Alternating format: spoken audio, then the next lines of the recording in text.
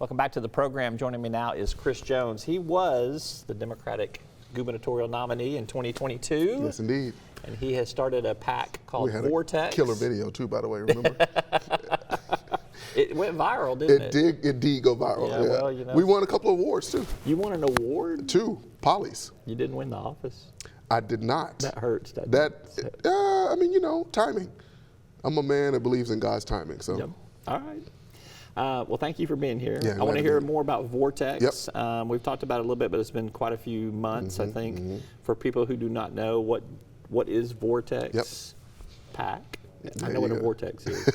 And how are you doing politically and financially? Yeah. So let me set the context first. I think this is an exciting moment for politics in Arkansas. I think this upcoming election will probably be one of the most energizing and exciting that we've seen in a while, because folks are stepping up and down the ballot. You got folks running for JP, school board, House seats, and congressional seats, and that's where Vortex comes in. Yeah. You know, why'd you pick congressional districts? Yeah, I mean, it's a great question, right? So what we realized was that candidate quality was an issue across the board. You know, we had a candidate who, on the Democratic side, who said the 2020 election was stolen. So we said we need to address that. And well, it's on the Republican side. No. That said that the election was stolen. CD4. Oh, gotcha. Okay, gotcha. Yeah, gotcha. Okay. Exactly. Well, John there was a Republican primary opponent in CD2. Yes. Conrad Reynolds said. I mean, there's a current legislature, U.S. congressman, who voted to decertify the election. Yep. So we have some election deniers sitting in office right now. But that was one issue. The other bigger issue, though, was that people said, politicians only come around when it's time for the vote. We're not getting engaged early in the process. So Vortex, and I'm an engineer, I like to solve problems and build things. And so Vortex said, why don't we solve that problem? And the way we did it was by going around the state, from Jonesboro to Eureka Springs to Pine Bluff, and you name it, all across the state, asking Arkansans to identify other Arkansans who are their neighbors that are rooted in Arkansas and ready to lead. And they nominated them, first ever process in Arkansas, where these folks went through a nominations process. We wanted high quality candidates to stand up and step up and be supported. No one came. So we've done that process. Well, you didn't get nominated. I'm well that aware. might speak to you. I'm glad I did get nominated, because I would have to resign here, and I get to sit down with people. I actually think you'd be great. You know, let me say it. Because this is a very important point, I think. One of the things that has been missing from our political space is ability to listen. And I think you do have an ability to listen. Now, whether you run for office or not is a different thing. But we also were looking for folks who can listen to Arkansans. A vortex is by nature chaotic and sucks everything into the middle. Why did you name your PAC Vortex? I know, right? Keep in mind, not terms bad that things go to the middle. That's true. So, yeah. We need to go to the middle. Yeah. We need some sort of moderation. We need to suck people in. And terms have different definitions. Right? So this term comes from the definition of the vortex that's underneath the bumblebee's wings, and I told the story of the bumblebee on the campaign. And it's really about creating that vortex that gives the bumblebee lift. So Vortex is about giving politics lift in Arkansas. Gotcha. All right. We know that there are 3 congressional candidates that have come out here. CD1, Rodney Govins, former military, raised in foster care, really cares a lot. CD2, Marcus Jones, former colonel in the military, has more coins, challenge coins, than you can blink at. Amazing. Really strong candidate against French Hill. And CD3, we have Caitlin Draper. Now, we haven't announced CD4 yet. We found some really high quality candidates, because our goal was to find high quality candidates. But what we realized that we're running into the issue of people need time to both desire to run and be ready to run. And so some of the candidates that we found were just not in a place to do that, which is also speaks to the political infrastructure that needs to be built here. Well, Tuesday is filing deadline. Are you going to have a CD4 candidate? That's a long time. You know, I'm an eternal optimistic. I'm an eternal optimist. So I believe we will.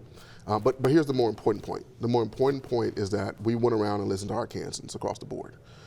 And we found 3 really strong candidates in Rodney Govins, Marcus Jones, and Caitlin Draper. We may or may not have a CD4 candidate. Regardless of whether we have a CD4 candidate or not, we will be in Congressional District 4 working and supporting down ballot candidates and being ready for the next cycle. All right. Are you going to be doing anything with any of the other legislative candidates there? I mean, I know you're still active in Democratic Party politics. So I kind of want to get your take on, I mean, there could be as many as 60 Democrats record filing those for 60 legislative seats. Which speaks to me the energy of the moment. Because there used to be about 90, or there used to be 100 Democrats that were running. So, that's fair. That's fair. In recent time, the last decade or so, but that to me, that speaks to the energy on the ground. And folks are stepping up. They're saying, look, we deserve better than an education bill in LEARNs that is actually closing schools in places like Umpire. We deserve better than no accountability in the state legislature. By the way, in addition to legislative seats, I'm glad that John Pagan stepped up to run for treasurer, right? Because we need accountability. We can't have our elected officials buying $19,000 podiums.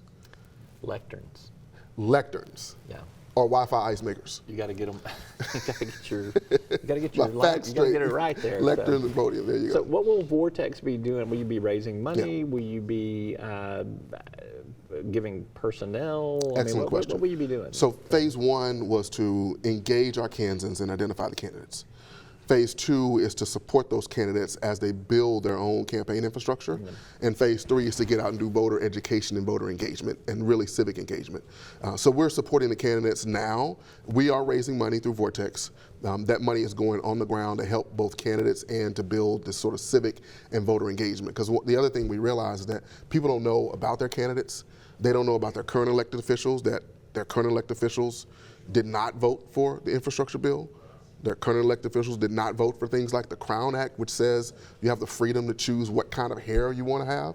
I mean, so we're helping to educate voters on the choices that they'll be able to have next November.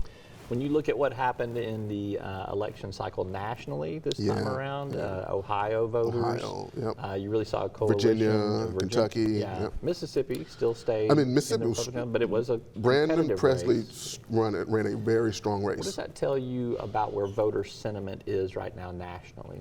I think voters are sick of this sort of divisive politics. I think they want folks who are actually going to get work done.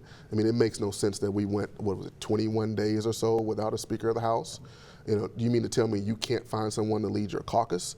And folks are saying, look, if I have a kid and they have proven that whenever they get behind the wheel, they're going to crash the car, at some point you say, I'm going to stop giving this kid the keys. And voters are saying, I'm going to stop giving these kids the keys. And they want somebody who actually will be responsible and get us where we need to be as a country.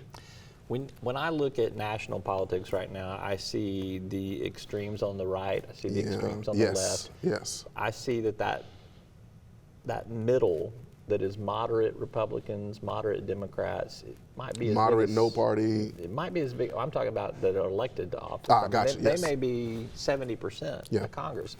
Why can't they come together? Why do you think they can't come together? That's a great question. Almost like a coalition. Yeah, I mean, I think they can. I don't think our current political structure incentivizes them to do so, right? So again, I go back to Vortex.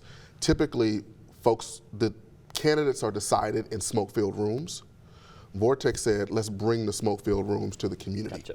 And so now we're saying, you bring someone into office who will work in the middle and who will work together across party lines, but in a coalition that actually is where most Arkansans and most Americans are. Yeah. All right, he's Chris Jones. He leads the Vortex PAC. Thank you for being here. Thanks, buddy. All right, good to talk to you. Yeah. All right, we're back with more right after this.